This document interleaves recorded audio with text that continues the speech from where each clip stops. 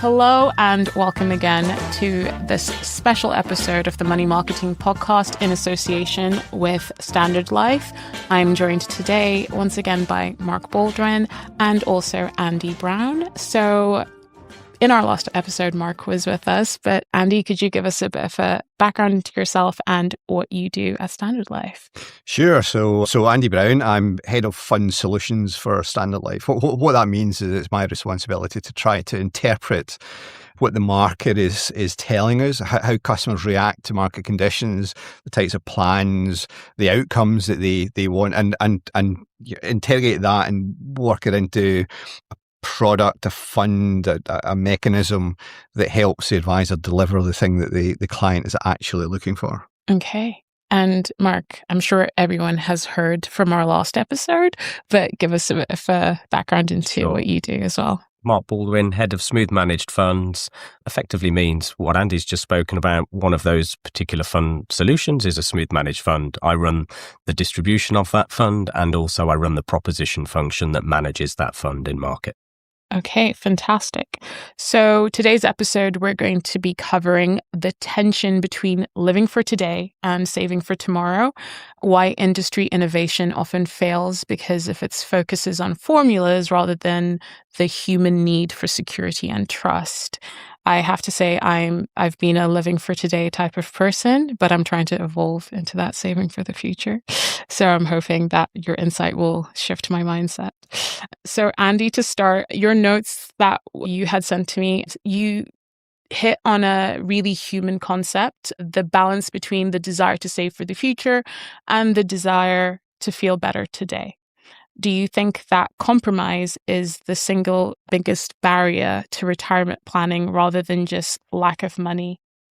I don't think it's the single biggest barrier, but I think it's a barrier that's immediately in front of anyone from the day they get their salary paid, their bonuses paid, or they receive some additional cash. It's the what can I do with this? It's exciting. I remember as a kid, my first job, and suddenly thinking, my first job was working in Burton the Tailors as a youth opportunities. I got £12.50 a week, and I was given £12.50 in a paycheck, and I thought, oh my God, I'm 16 years old, I'm rich. And what did I do with it? I went and bought a huge big box of Golden Wonder crisps. Nobody will remember Golden Wonder crisps.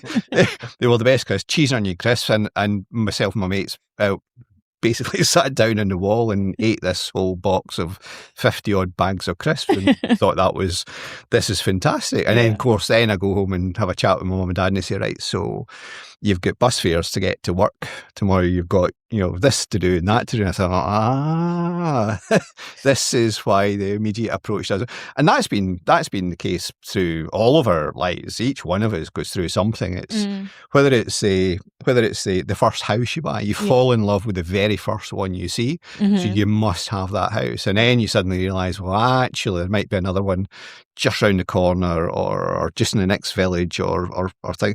So there's always an immediate reaction to what can I do with this money? And the reaction is not, I need to save some money for the future for those times when I don't have any cash.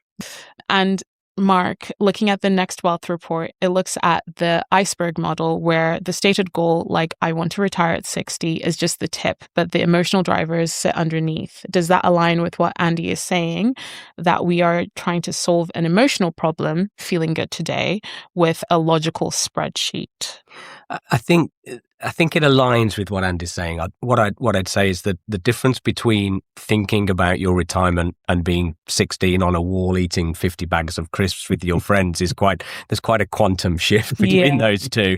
But certainly as people are transitioning towards their retirement and it becomes more tangible, it becomes more relevant to people, then there is a significant emotional shift then, and people start to fear things, people start to get anxious. A lot of research will tell you that as people are heading towards that retirement point, those are all the emotions that start to drive forward.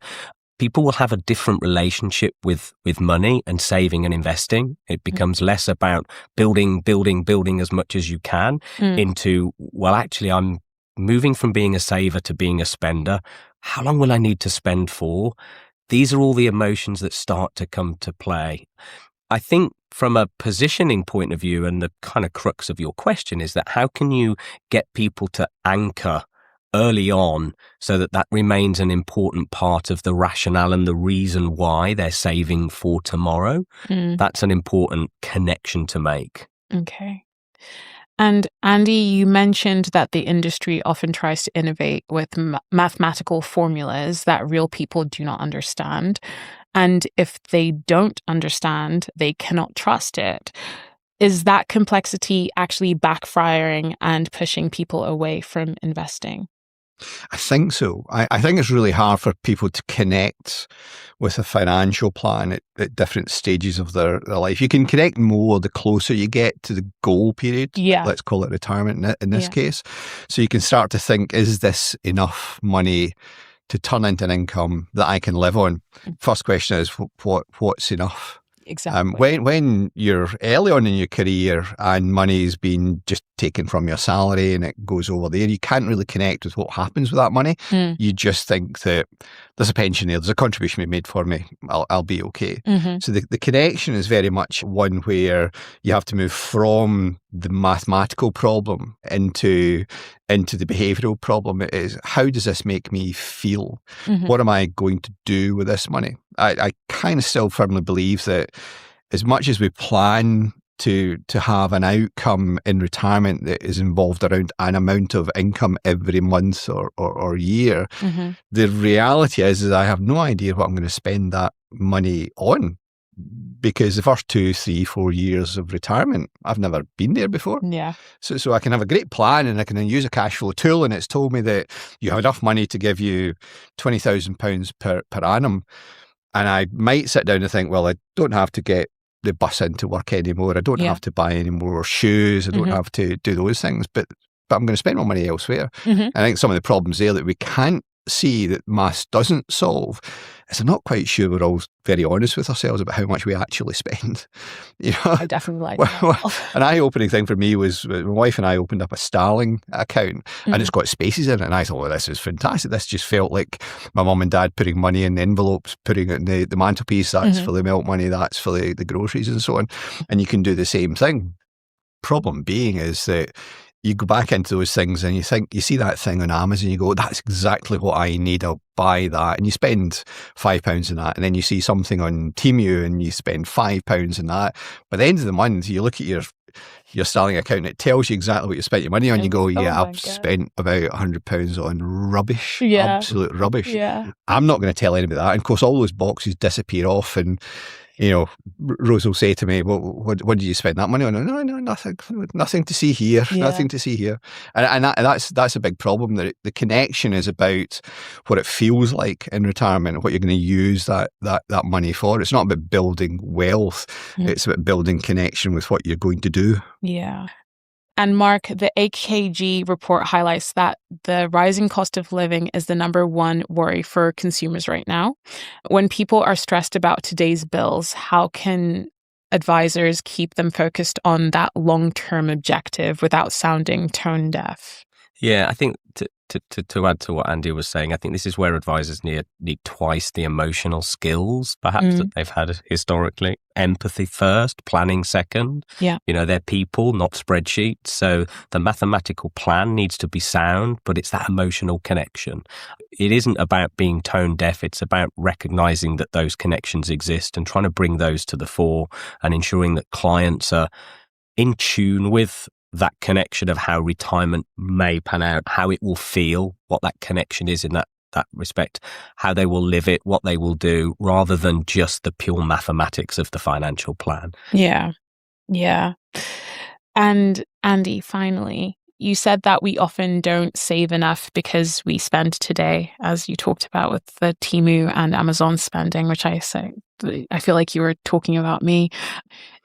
So this is part of the problem that the industry has made.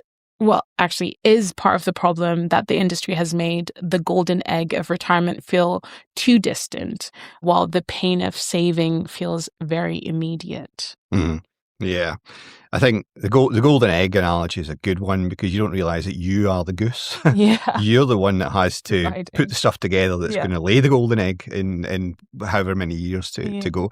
And that again is a real personal behavioural issue. And it's one that can be trained if that's the right way. It can be coached. It can be, I remember having conversations with my dad about, you put 10% away, you put 20% away in that little envelope on top of the fireplace. Problem was I could still reach the envelope. It's making sure that it's away somewhere that's a little bit different. And it's one of the things I think the industry can do. It can deal with the more immediate impact of feeling like you're handing over responsibility for those savings to somebody else by being a bit more definite about what you're likely to achieve there. So most people are aware of the risks of investing. They see it in the front page of newspapers, they see it on podcasts, they hear it from a multitude of different sources each day. And the problem is that you react to the risks that's in front of you. Yes. You kind of forget about all the other risks that come behind it. And by focusing on that single risk, you actually create an even bigger risk. The risk is that you're focusing on that single risk and you're not thinking about what else could happen from that. And I think if we were able to kind of describe better the journey to the outcome for the client, then they might have a bit more, kind of feel a bit more sure about how they're going to get to that outcome. And that's got nothing to do with how I mix equities and bonds and property and alternative assets and so on. And it's got everything to do with how I help the advisor describe the journey, that investment journey, and how to make that more relevant to their client. So a mix of making it relatable and also empathy and all that emotional intelligence work as well. So not just the spreadsheets, but the human behind it as well. Well, thank you both for joining me in this episode. This was very fascinating, and I look forward to speaking to you in the next episode. Thank you very much. Thank you.